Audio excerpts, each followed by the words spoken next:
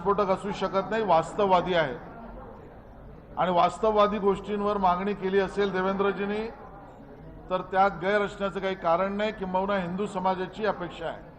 Sir, Devendraji आता अमरावतीला जाऊन आलेले आहेत आणि येथे येऊन नागरिकांना भडकवण्याचा प्रयत्न करू नये असं देखील स्पष्टपणे यशोमती ठाकूरांनी म्हटलंय. यशोमतीताईंनी भडकवू नये, अन्य कोणीही भडकवू नये.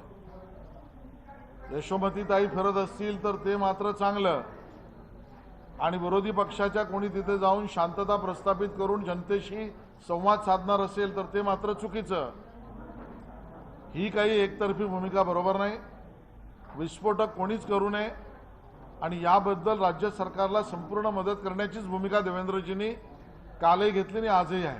सर, हिंदी में जानना चाहेंगे कि विनोद तावड़े जी को नया जो है मौका दिया गया है, नई पद की नियुक्ति की गई है, किस तरीके से देखते हैं इस चीज? बहुत आनंद और अभिमान की बात है.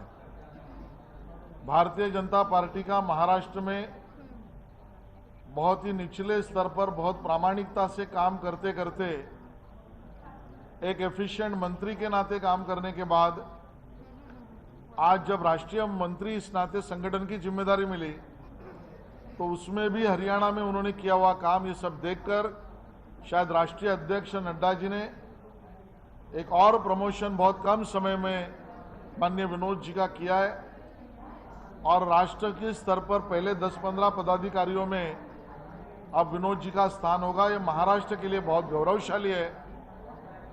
फिर एक बार ये स्पष्ट हो गया है, ये भारतीय जनता पार्टी की ही खासियत है कि जो निचले स्तर पर प्रामाणिकता से काम करने वाले कार्यकर्ता को मौका भी देता है और सम्मान भी मिलता है.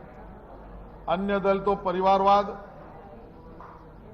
बाप के बाद बेटा, बेटे के बाद बेटे का पीए, इस तरीके की राजनीति करते हैं. तब युवा अवस्था में, विद्यार्थी अवस्था में काम करते करते राज्य का मंत्री इस नाते, फिर राष्ट्रीय महामंत्री इस नाते मौका जो मिला है, मुझे लगता है विनोद जी इसको सही तरीके से पार्टी की और जनता की सेवा में उसका उपयोग करेंगे. आगामी चुनावों में क्या विनोद जी का महामंत्री बन जाना मदद करेगा भाजपा को मुंबई में? स्वाभाविक है कि पार्टी एकजुट होकर चुनाव में लड़ती है. कलेक्टिव लीडरशिप हमारा कार्यपद्धति का भाग है. विनोद जी का मुंबई में जिस प्रकार से कोंकणी मतदाताओं में संपर्क और संबंध है और वही बेस शिवसेना के वोटर का है, आज इतने बड़े पद पर कोंकण के एक मराठा को बिठाना मुझे लगता है शिवसेना के लिए खतरे की घंटी है. सर, इसके अलावा अमरावती की घटना को लेकर के जानना चाहेंगे. अभी तक रजा अकेडमी को लेकर के कोई कार्रवाई सरकार की तरफ से होती हुई दिखाई नहीं दे रही है. शहीद नूरी आज भी आजाद घूम रहे हैं. हमको लग रहा है कि कार्रवाई में कहीं ना कहीं सरकार ढील बरत रही है. अमरावती के विषय को लेकर जो तथ्य सामने आ रहे हैं उससे एक स्पष्ट होता है कि राज्य की सरकार इस दंगों के बारे में प्रामाणिक भी नहीं है और गंभीरतापूर्ण काम भी नहीं कर रही है.